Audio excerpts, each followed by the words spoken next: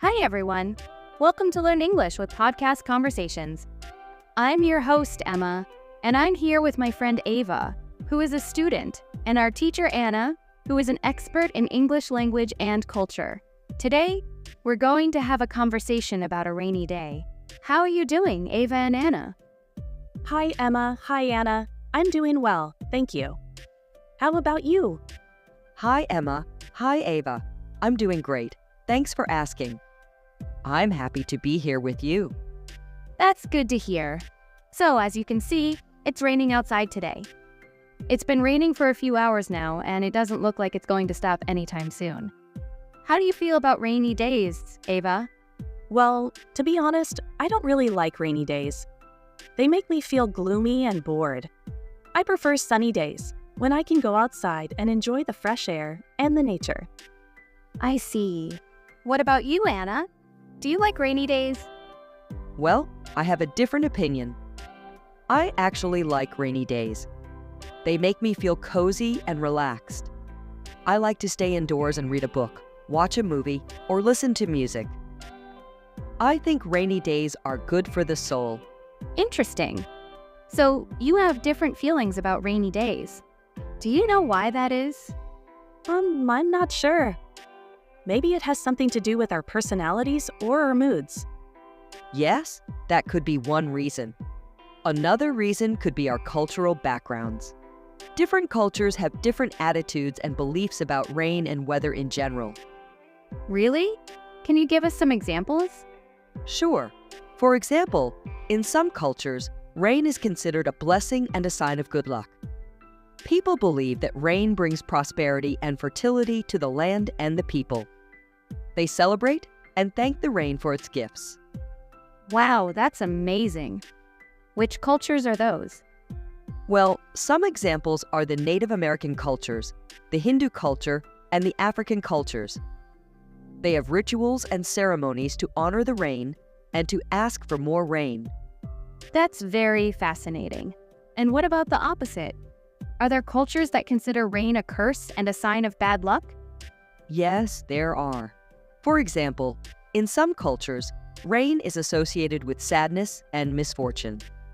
People believe that rain brings disease and disaster to the land and the people. They fear and avoid the rain as much as possible. Oh, that's unfortunate. Which cultures are those? Well, some examples are the ancient Egyptian culture, the ancient Greek culture, and the Chinese culture. They have myths and legends that explain the origin and the meaning of rain. That's very intriguing. So, rain has different meanings and effects for different cultures. How about the English culture? What does rain mean for the English people? Well, as you may know, rain is very common in England. It rains almost every day, especially in the winter. So, the English people are used to rain. They have a saying, "There's no such thing as bad weather, only bad clothing." That means that you can enjoy any weather as long as you dress appropriately. That's a good saying. I like it. So, the English people don't mind rain. They just wear raincoats and umbrellas and go on with their lives. Exactly. They also have a lot of words and expressions to describe rain and its effects. For example, they say it's raining cats and dogs when it's raining very heavily. Do you know what that means? I think I've heard that before. It means that it's raining so hard that it seems like cats and dogs are falling from the sky, right? That's right. It's a funny and exaggerated way of saying that it's raining a lot. Do you know where that expression comes from? No, I don't. Do you know, Anna? Well, there are different theories, but one of them is that it comes from the old days when the streets were not paved and the drainage was poor. When it rained, the water would wash away the garbage and the dead animals, such as cats and dogs, from the roofs and the gutters. So, it looked like they were raining from the sky. Great. So let's start with some vocabulary. Anna, can you teach us some words and phrases related to rain and weather? Sure, Emma. There are many words and phrases that you can use to talk about rain and weather.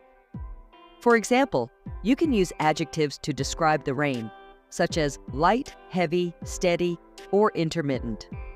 You can also use nouns to describe the amount or the type of rain, such as drizzle, shower, downpour, or storm. You can also use verbs to describe the action or the effect of rain, such as pour, sprinkle, splash, or flood. Wow, that's a lot of words. Can you give us some examples of how to use them in sentences? Of course. For example, you can say, "It's a light rain today. You don't need an umbrella. It's a heavy rain today. You should wear a raincoat and boots. It's a steady rain today. It's been raining for hours without stopping. It's an intermittent rain today. It rains on and off throughout the day." I see. And what about the nouns? Well, you can say, "It's a drizzle today. The rain is very fine and gentle. It's a shower today. The rain is brief and sudden. It's a downpour today. The rain is very intense and strong. It's a storm today. The rain is accompanied by thunder and lightning." I understand. And what about the verbs? Well, you can say, "It's pouring today. The rain is falling very fast and hard.